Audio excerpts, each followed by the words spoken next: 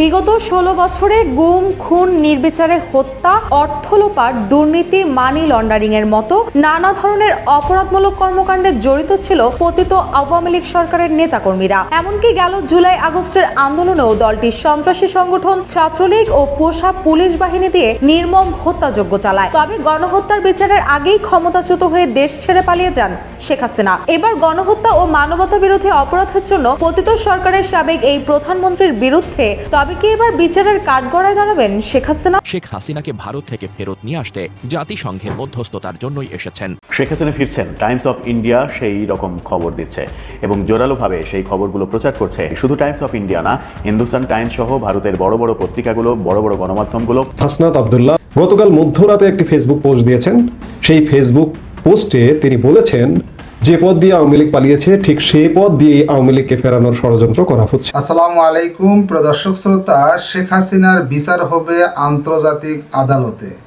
এবার যে ঘোষণা দিলেন জাতিসংঘের মহাসচিব ডক্টর ইউনূসকে পাশে নিয়ে, গুরুত্বপূর্ণ তথ্য আছে, চলুন ভিডিওতে বিস্তারিত দেখে আসি।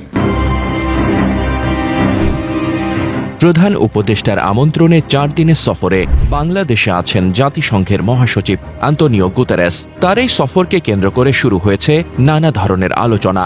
বিশেষ করে অনেকেই বলছেন শেখ হাসিনাকে ভারত থেকে ফেরত নিয়ে আসতে জাতিসংঘের মধ্যস্থতার জন্যই এসেছেন জাতিসংঘের মহাসচিব। প্রশ্ন উঠছে, বাংলাদেশ কি পারবে জাতিসংঘের মাধ্যমে ভারতকে চাপ তৈরি করতে, নাকি এইসব নয়, রোহিঙ্গা সংকট ও আগামী দিনের নির্বাচন নিয়ে কথা বলতে আসছেন গুতেরেস? প্রায় 7 বছরের মাথায় জাতিসংঘ মহাসচিবের দ্বিতীয় দফা সফর নিয়ে এরই মধ্যে আলোচনা শুরু হয়েছে। মূলত তার এই সফরে রোহিঙ্গা শরণার্থী সংকট এবং মানবাধিকারের প্রসঙ্গ বেশি অগ্রাধিকার পাবে বলছে সরকার। এছাড়া বাংলাদেশে বিদ্যমান রাজনৈতিক পরিস্থিতি সম্পর্কেও আলোকপাত করতে পারেন জাতিসংঘ মহাসচিব। এছাড়া জাতিসংঘ মানবাধিকার দপ্তরের ফ্যাক্ট ফাইন্ডিং মিশন তাদের প্রতিবেদনে জুলাই আগস্ট গণ অভ্যুত্থানে প্রায় 1400 মানুষ মারা যাওয়ার তথ্য দিয়েছে। ফলে এমন হত্যাকাণ্ডের জন্য জবাবদিহিতার প্রসঙ্গ আনতে পারেন জাতিসংঘ প্রধান। এর বাইরে সিভিল সোসাইটির সঙ্গে অনুষ্ঠেয় বৈঠকটিকে খুবই গুরুত্বপূর্ণ বলে মনে করছেন অনেক বিশ্লেষক, যেখানে আগামী দিনের অবাধ, সুষ্ঠু ও অংশগ্রহণমূলক নির্বাচন অনুষ্ঠানের মাধ্যমে গণতন্ত্রে ফিরে যাওয়া নিয়ে জাতিসংঘের প্রত্যাশা নিয়ে কথা বলতে পারেন বলে ধারণা করা যাচ্ছে।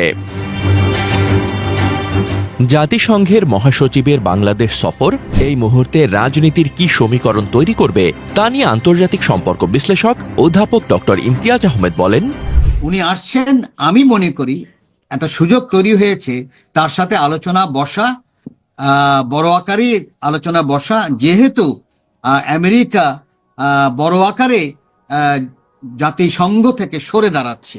শেখ হাসিনা ফিরছেন, টাইমস অফ ইন্ডিয়া সেই রকম খবর দিচ্ছে। টাইমস অফ ইন্ডিয়া কোন খবরের ভিত্তিতে, কোন বাস্তবতার ভিত্তিতে সেই খবর দিচ্ছে এবং জোরালোভাবে সেই খবরগুলো প্রচার করছে, সেই প্রশ্ন সামনে এসেই যায়। শুধু টাইমস অফ ইন্ডিয়া না, হিন্দুস্তান টাইমস সহ ভারতের বড় বড় পত্রিকাগুলো, বড় বড় গণমাধ্যমগুলো শেখ হাসিনা বাংলাদেশে বীরের বেশে ফিরছেন সেরকম খবর দিচ্ছে। এএনআইকে দেয়া এক সাক্ষাৎকারে আওয়ামী লীগ নেতার বরাত দিয়ে টাইমস অফ ইন্ডিয়া বলছে শেখ হাসিনা ফিরছেন এবং প্রধানমন্ত্রী হিসেবেই বাংলাদেশে ফিরছেন। কি বলতে চাইছে টাইমস অফ ইন্ডিয়া? এছাড়াও বাংলাদেশে নতুন করে ধর্ষণ কাণ্ডকে কেন্দ্র করে আন্দোলন, প্রতি আন্দোলন এবং আবারও মবের ডাক দেয়া হলো। টাইমস অফ ইন্ডিয়া বলছে শেখ হাসিনা প্রধানমন্ত্রী হয়ে বাংলাদেশে ফিরছেন। কবে নাগাদ ফিরছেন? মার্চেই ফিরছেন, এরকম গুঞ্জন রটানো হয়েছে, রটিয়ে দেওয়া হয়েছে, এরকম গুঞ্জন রটেছে। কিন্তু টাইমস অফ ইন্ডিয়া এএনআইকে আওয়ামী লীগের এক নেতা যে সাক্ষাৎকার দিয়েছেন সেটার বরাত দিয়ে বলার চেষ্টা করেছে শেখ হাসিনা ফিরছেন এবং জুলাই আগস্টের আন্দোলনকে বিতর্কিত এবং সন্ত্রাসী কার্যক্রম হিসেবে আখ্যা দিয়েছেন সেই আওয়ামী লীগ নেতা। আওয়ামী লীগ নেতা রাব্বি আলম তিনি এএনআইকে সাক্ষাৎকার দিয়েছেন।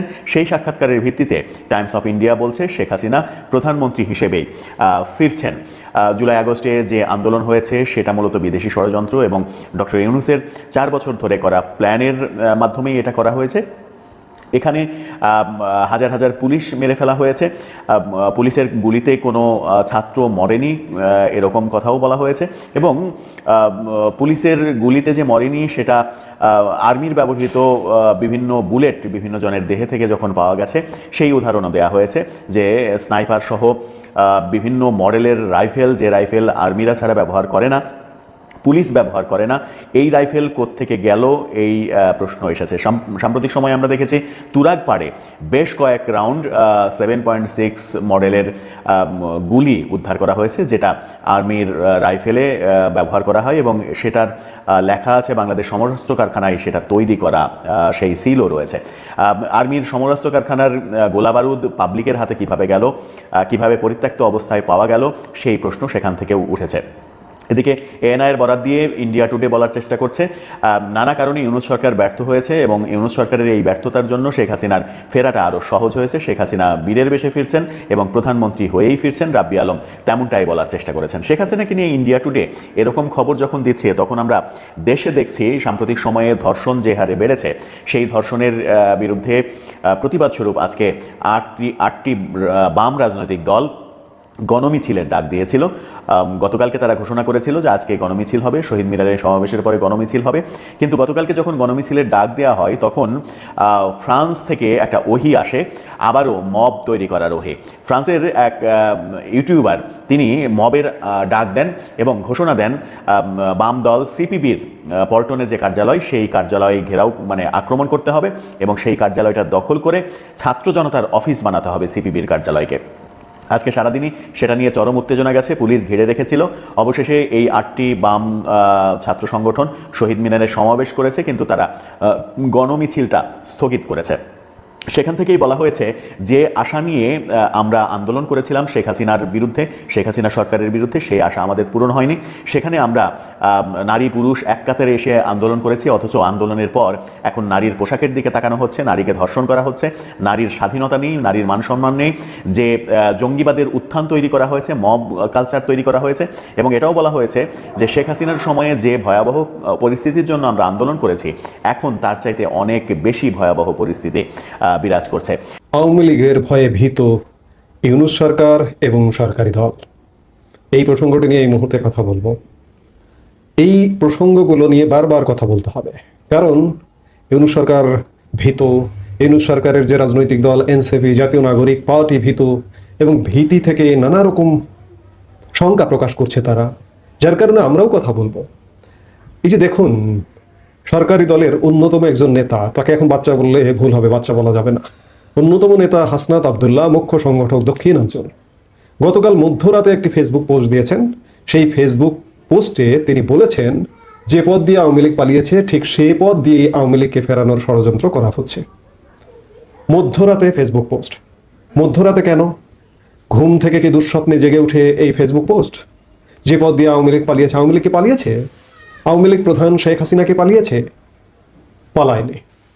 আওয়ামী লীগ প্রধান শেখ হাসিনাকে বাংলাদেশের সামরিক বাহিনীর সামরিক বিমানে করে নিরাপদ আশ্রয়ে রেখে আসা হয়েছে। কারণ বাংলাদেশ হায়নাদের দ্বারা দখল হয়েছে, বাংলাদেশ মুক্তিযুদ্ধ বিরোধীদের দ্বারা দখল হয়েছে, স্বাধীনতা বিরোধীদের দ্বারা দখল হয়েছে। শেখ হাসিনা তখন যদি বাংলাদেশে থাকতেন, তাহলে শেখ হাসিনাও মারা পড়তেন। এজন্য তাকে নিরাপদ আশ্রয়ে রেখে এসছে আমাদের সেনাবাহিনী।